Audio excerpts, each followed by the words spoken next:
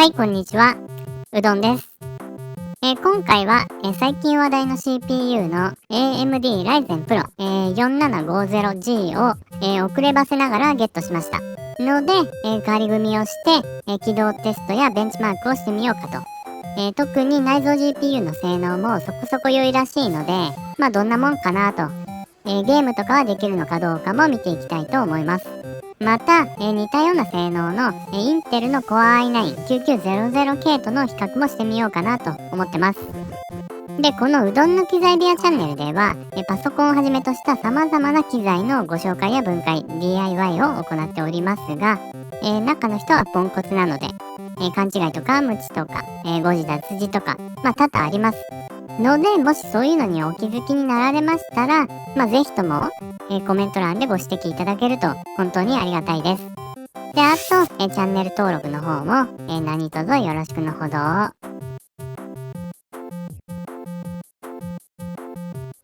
で、今回は AMD Ryzen 7 Pro、4750G をネットで購入したんですが、店頭でもネットでも、マザーボードとかパーツとのセット販売ばっかりで、なので私は USB2.0 の拡張カードだけ合わせのやつを購入せざるを得ませんでした。で、おそらくこの辺の販売方法はメーカーや代理店、販売店との取り決めやら契約やらで、大人の事情があるんだろうと思います。で、購入価格は、定価が税込みで 43,978 円のところ、セット販売で 48,800 円と、随分 USB 分が高いなっていう印象で、ただポイントも1割ぐらいついたので、定価で買ったっていうことにしておきます。で、名前にプロがついてますが、これはセキュリティとか強化されたバージョンで、本来は小売りされないものっていうことで、バルク販売されてるんですが、簡素なパッケージになってます。あとAMD の模様の手ぬぐいも入ってまして、これは素直に嬉しいです。使い道がちょっと思い浮かばないんですけど。で、このでっかくライゼンって書いてあるのがかっこいい。で、スペックなんかもおさらいしておきますと、APU っていう GPU を内蔵してる CPU で、コードネームがルノワール。で、CPU アーキテクチャが、ライゼンの4000番台なんですけど、第3世代の Zen 2で。ただ対応チップセットが紛らわしくて、今のところ正式対応しているのは X570 か、B550 っていうことです。で、8コア16スレッド。で、ベースクロックが 3.6GB。ブーストが 4.4GHz で、セールスポイントっていうか私が一番期待してる部分の、内蔵 GPU のスペックなんですが、Radeon Graphics 8、コア数が8個で動作クロックが 2100MHz。で、GPU のメモリは、メインメモリと共有っていうことで、取り付けるメモリによっても GPU 性能が多少左右されるっていうことです。で、あとプロセスルールが7ナノメートルで、TDP が 65W と、だいぶ発熱なんかが抑えられてていい感じな気がします。で、インテルの CPU と比べてみると、若干大きくて、裏側がトゲトゲになってます。以前はインテルもトゲトゲだったんですが、今はソケットのタイプが逆なんですよね。で、先日の動画でご紹介したパーツと組み込んでいくんですが、ケースの方はまだ作ってないんで、ベンチ台に組み込んでいきます。で、この100均素材で作られしうどんベンチ台、ちょっと名前忘れちゃったんですけど、これもちょっとバージョンアップしまして、で、ケース製作で余ったゴム足をつけて、36個入りが600円ぐらいだったんですよね。大量に余っちゃってて。で、あと SFX 電源も固定できるように、これまた余ったアルミフレームでステーを作って取り付けてみました。このベンチ台もだいぶ完成度が高まってきたんじゃないでしょうか。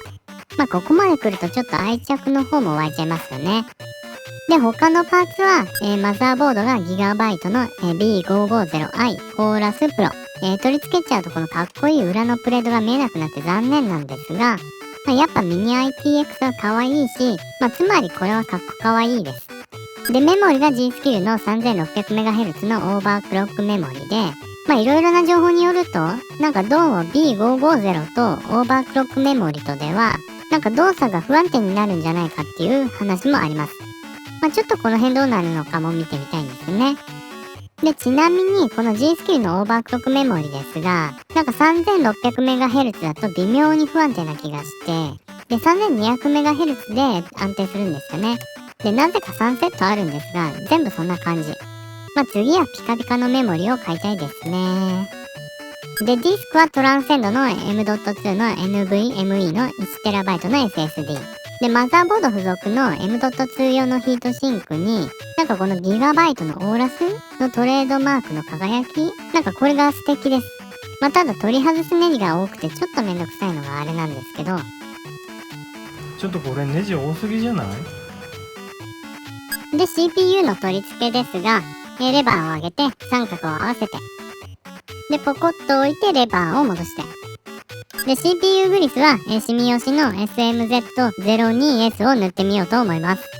っていうか、クーラーのマウントを用意せずに塗っちゃったので、ちょっとめんどくさいことになっちゃいました。皆さんはご注意ください。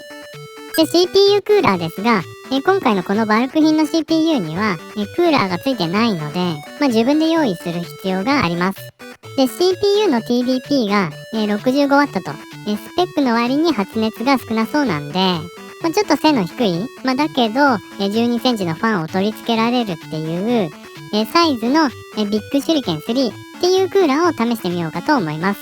で、このクーラーの対応 TDP は公開されてないんですが、100W ぐらいならいけるんじゃないのっていうお話です。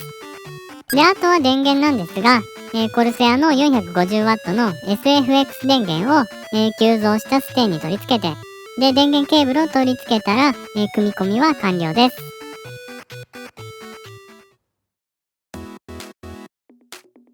で、スイッチオンしまして、今回はハマチのお寿司から Windows インストール。で、ドライバーをネットからインストールしようとしたら、ギガバイトは一括インストールできるような、気の利いたアプリはダウンロードできなくて、地道に一つずつインストール。で、そして再起動を繰り返すめんどくさいやつでした。で、付属の DVD からなら、一括インストールできるんですが、ドライバーが古かったり、ノートンとかクソも一緒に入れようとしてきて、萎えます。で、今回は比較として、インテル Core i9-9900K 搭載のうどんケース初号機にもご登場いただきまして、で、この CPU も8コア16スレッドで、GPU は内蔵。で、Ryzen 7 4750G と似たようなスペックなんですよね。で、最新のインテルの CPU ではないんですが、内蔵 GPU は UHD630 っていうやつで、最新のものと同じなので参考にはなると思います。というわけで、グラフィックボードは取り外しておきまして、ちなみに以前の動画でこの初号機の M.2 を利用してミニ ITX を拡張しようってことでしたが、中華パーツの方が届きましたので、次回の動画でやっていきたいと思ってます。で、まずはシネベンチ R15、R20 をそれぞれで実行してみました。で、9900K の方が動作クロックが高いんですが、ほとんど同じようなスコアでした。で、OCCT の、パワーモードで実行中の消費電力を見てみました。9900K はなんと 350W もあって、で、しかも CPU 温度が100度を超えちゃったりして、ちょっとこれはやばいっすね。で、4750G の方は、130W ぐらいで、CPU 温度の方も80度ぐらいがマックスのようでした。クーラー性能も 9900K は 240mm の簡易水冷ってことも考慮すると、4750G はだいぶ低発熱なのかなと思います。で、内蔵 GPU の比較ですが、FF15 ベンチ、ホストが密になっちゃう物語をやってみました。で、解像度が、1280の軽量品質で比較してみましたが、9900K は動作困難。4750G では、やや快適っていうことです。で、アップルと喧嘩を始めたエピックゲームズの、フォートナイトもプレイ。9900K は最低品質レベルで、やっとプレイ可能といったところで、4750G だと、画質設定が中から高の間ぐらいでも遊べそうでした。で、Apex ですが、9900K では動作はしますが、無理かなっていう感じで、で、4750G なら、ギリギリ遊べるかもっていうレベルでした。この辺のゲームになってくると、所詮は内蔵 GPU かなっていうところですね。ただ軽めのゲームには良いと思います。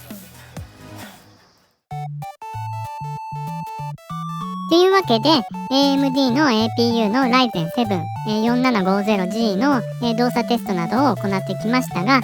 やっぱり消費電力や発熱の低さはすごいなと。で、内蔵 GPU もインテルのデスクトップ用のものを大きく引き離してる感じで、もはや時代は AMD なんですね。まあ、ただ 4000G のプロシリーズは、まあ、セット販売しかしてないっていうのがあれなんで、まあ、リテール版の Ryzen 4000G が出てから本気を出した方が良いと思います。今回は以上です。はい、ありがとうございました。